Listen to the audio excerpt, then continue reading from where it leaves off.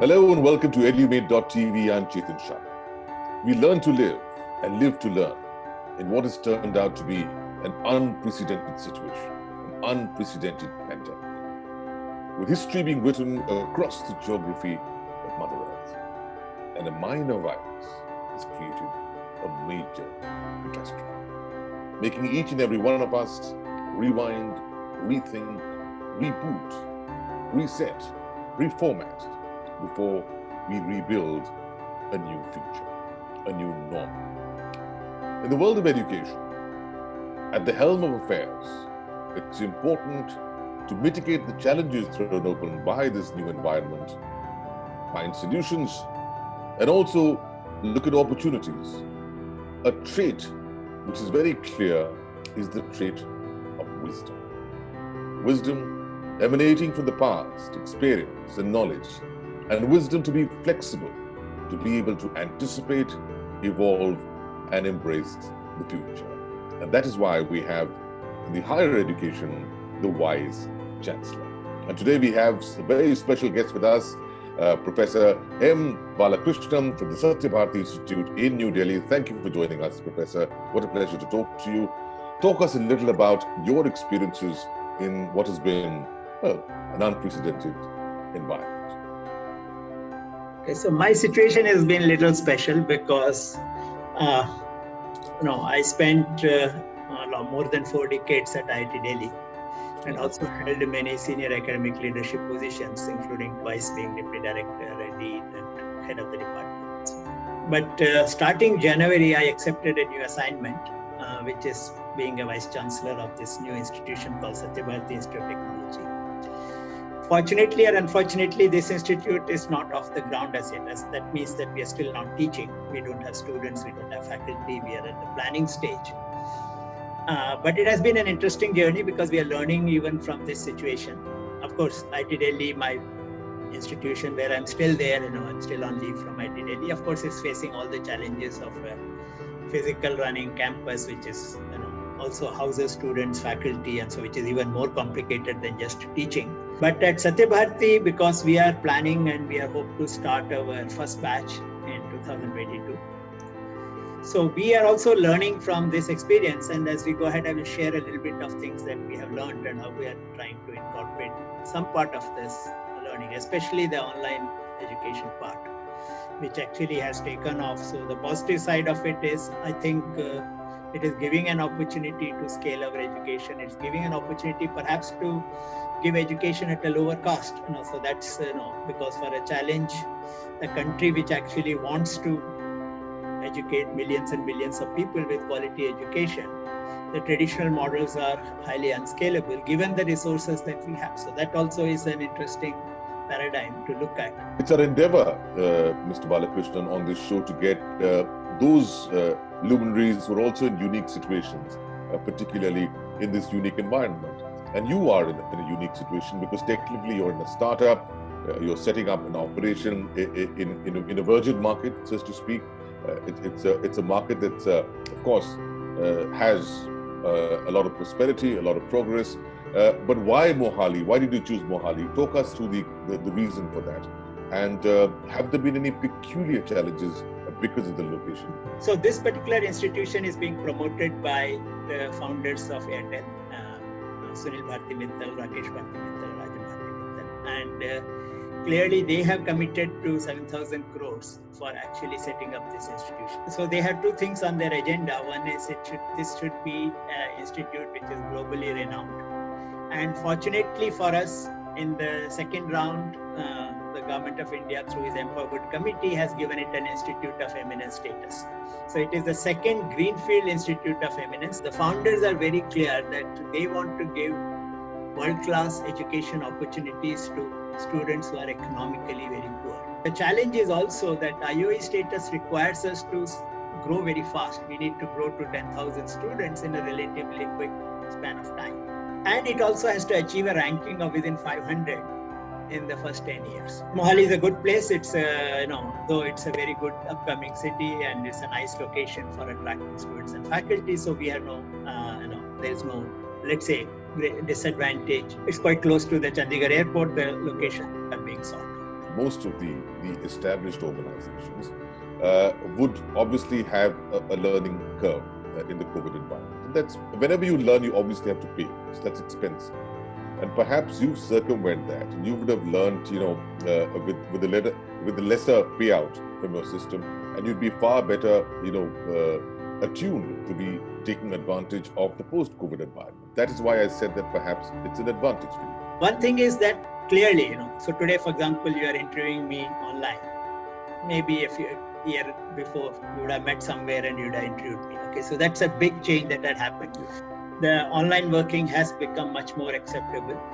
Access is a big problem, because that I know from the discussions that are actually happening at IIT Delhi, because government institutions by design attract students from very different socio-economic backgrounds, and public institutions are actually much more struggling compared to what I see with the private institutions, which have been relatively more exclusive in terms of getting urban students access to networks and so on. So it's a much bigger challenge in places like IITs today.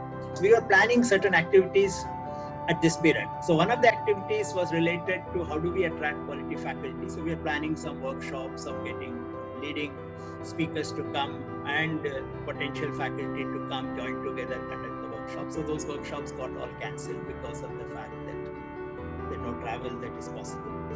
Second thing, we were actually putting in place a mechanism to actually get students, trying to identify and recruit students from government, state government high schools. We all understand students who actually stay in state government schools up to the 12th standard, most of them come from very economically weak backgrounds. So we were planning to have a workshop of getting some of these students, understanding their aspirations, understanding how they work, what are their strengths. That was the plan that was there. But again, that plan got cancelled because we couldn't have any gatherings. But I used this time to talk to a number of principals of these government schools. The eye-opener was the number of students in these government schools, even those schools which offer science option, the number of students who actually take science in their 11th and 12th is very small, including students who actually are doing extremely well in their 10th board exams and 10th science, engineering, medicine. All of them require full-time education. That means 3, 4, 5 more years of not being able to earn, not being able to support their family. So these people cannot afford, and they cannot afford because this is an opportunity cost, the opportunity cost of not earning. Yes. So the way that we are trying to address it is in a unique way, and to some extent I would say COVID is responsible for it, acceptance of the online education. So now we are putting up a proposal to our board. It is still at initial stages, but I have got some very good feedback from some of the board members that I have talked to. We want to create a very parallel stream in our education system. Of course, we need a good campus. We need, all of this is also part of the fact that how do you actually get known? You cannot just build an online e-commerce platform type of a thing for education. You still need all of those paraphernalia. We are putting in a process of recruiting 50% of our students directly from government schools. Okay, so that's the first thing. And these students will be offered free education, and based on their needs, they will also be giving fully supported for their living costs, boarding and lodging, depending on their needs. So what you do from a CSR perspective, a social responsibility perspective, which of course is great. And it needs to be encouraged, and we need to be grateful for it. But what's more important is the livelihood factor. It's not so much just the expense, because Absolutely. if you're able to ensure the job and then give an advance toward it, so you don't give a subsidy to the poor. Yes, so so even though we may give them free education, we may give them living, but it still doesn't help them to solve the problem. 2,000 rupees home. And it's not like they are looking for a huge remittances, but they're looking for small remittances back to their villages. Okay, so the model that we are proposing is something like this. We recruit these students. 1 year they go through a full on-campus program. We sign up with industry partners who are ready to take them as interns starting second year. Yeah. And these students, so our internship program is 20 hours per week of work. Okay, so not 40 hours per week, 20 hours per week they will be working for the companies. 20 hours they will be spending on online learning. So we are slightly reduced load, equivalent to what we call as 10 credit load, 2 hours per credit. So 10 credits of load they will take through the semester. So the 2 semesters they will be there. So mostly 9 to 10 months they will spend in the industry. 2 months they will come back to the campus. The summer is actually going to be used for their in-campus training, because there are certain courses which cannot be delivered online. There are certain laboratories that cannot be delivered online. And we also want to create, you see, one of the things that the campuses do is they create networks, they create, something, other things which also help you in life through this. So we don't want to completely want them to miss them out. Of course, they are there for the first year, but they're also there every summer. And they will graduate in 4 years. And our expectation is their internships amounts should be adequate, not only to support themselves, but also leave them something to send back home. Okay. And this can become a huge incentive and create a very different paradigm, because we have online learning. So they will actually spend 2 semesters working and 1 semester in the class. Exceptionally creative, futuristic, and more importantly, I mean, just the horrifying divide that has been building up because of just a lack of opportunity or an economic pressure, and you're plugging that in such a sustainable manner. I mean, hats off to you. I commend, it's quite commendable, very highly praiseworthy. Thank you for updating us with all that and the job that you're doing. Now, a quick word on the government's policies, because obviously you've been a keen observer. You've not been having the pressures which other VCs will be having right now. You will have them going forward. There's a lot of uncertainty, and there is a lot of confusion, somewhat even conflicts in the environment, whether it's the parent, teacher, with the state governments, the central government. Of course, it's a unique situation for everyone. But do you think that there are some gaps which you think need to be fulfilled immediately right now to take care of the situation, or to at least ensure that we have a quick turnaround in education? Public institutions and private institutions are taken very different stands. For private institutions, because closing is also financially important.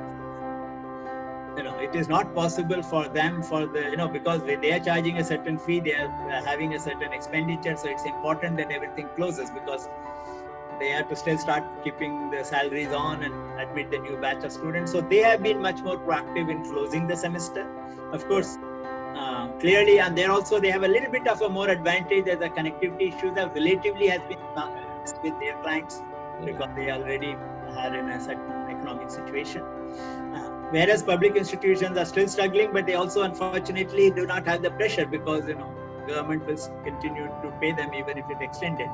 But I think the government as well as the institutions realize that it's important for them to graduate, so they are trying their best, and everybody is trying to find a solution to conduct the examinations.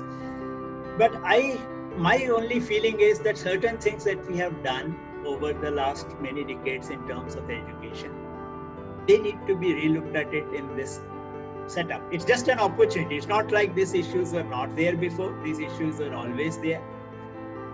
But we have built up large systems of affiliated colleges, with universities deciding everything about affiliated.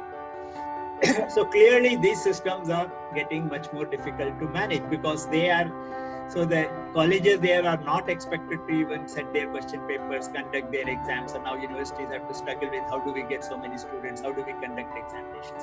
This policy should be relooked at, how much of a decentralization that should be done in education, so that institutions are themselves capable of academically administering themselves. So this policy should be relooked at. It is something which is quite unique to countries like ours. It's not, it does not promote innovation, creativity in a large set of teachers. It's the universities which are supposed to be, defining programs, but it is delivered through people who have no role in actually devising. So that's another one challenge. Second thing that is very important, and this is also important from the growth that people are predicted, is we need to be much more proactive in supporting private institutions with research funding. Most of our research funding goes only to public institutions. As is often said, and we say that in economic circles, while we're discussing particularly budgets, that we at least need to double the public expenditure, both on health as well as in education, if we are to become technically a developed country. We still kind of under the category of a developing country. Well, one final word on your suggestion, because you've had such a rich experience across the world. The student today is in several dilemmas, not just the student, the parent, the teacher, as well as your fellow vice chancellors. What would be your word of advice to them in these trying times? The best thing is to be patient. We are all in dilemma. We all are very uncertain, and we are also confused. And we get a lot of people, even the people who have decided to go abroad for higher education, they are not clear whether they should go now, not go now. The costs are high, and also when they are delivering online, whether they are getting a value out of it. I personally think that this will continue, maybe. Definitely this semester it will continue till end of this year. It may continue till end of next semester. That means by summer. I think summer 2021 things will actually become clearer. Most of it will start looking like normal. We'll be able to go back to campuses. We may have to still wear masks, but we may can go back to campuses and start going to classes, and instruction will become somewhat more familiar to what we are. But on the other hand, it also is a great opportunity because of the learning material that's actually available for students. So much of learning can be done today if you have good connectivity and you have a reasonable access to devices by which you can make that connection happen. Tomorrow's world is not going to be about degrees. Tomorrow's world is going to be what we have learned. Okay? And that's a fundamental change that is happening. We are striving for a set of people who can actually give jobs and not always look for jobs, which means startups, means technology development, it means professional consulting. Right. And these are all knowledge based. These are not based on degrees. And one of the major drawbacks in our system has been a 17, 18-year-old joining college has never been sure what he or she wants to do. And places like IIT suffer from this because we are a very rank-based admission process where people choose a subject not because they want to study, because this is the subject they can get in the institute of their choice. And they go through 3 to 4 years of torture. I think we can fix that this year at least. You have more time to think, first of all. You have more time to, you're not studying in a coaching class from early morning to late evening. So I think these are all opportunities which students should actually exercise. Learn themselves something more about them, what their interests are, what their aptitude is, what is it that they would like to do in life. This thinking process has to start early. Our societies have typically been much more repressive in the sense that they don't allow that space for the young people to think. And I think if we can think and we can produce. So I have a feeling the graduates that will come out 3 to 4 years after this pandemic might be a more evolved creatures than others. Sounds very encouraging. Just listening to your mission statement and the strategy and the social obligation is not just an eye-opener. It's been enthralling and very encouraging. In fact, it wants one to go and be a part of the institute. Just as much as you're in a hurry to set things up, I'm sure so are all of us that you launch as early as possible. It's been a pleasure talking to you, learning from you, Professor M. Balakrishnan. Thank you for being our wise chancellor. I think it's a very good initiative because education is such an important space and it has not been given the type of importance. You yourself mentioned that we all feel that education budget should be doubled. Countries which have made a difference, you can see that the amount of money they have spent on education. Any initiative, your initiative which actually brings some thought processes happening across so that people can share best practices coming from different people who are thinking about the same problem, but they are all thinking about the same problem. It's an excellent initiative and I wish you all the success in carrying your message across to as many people as possible.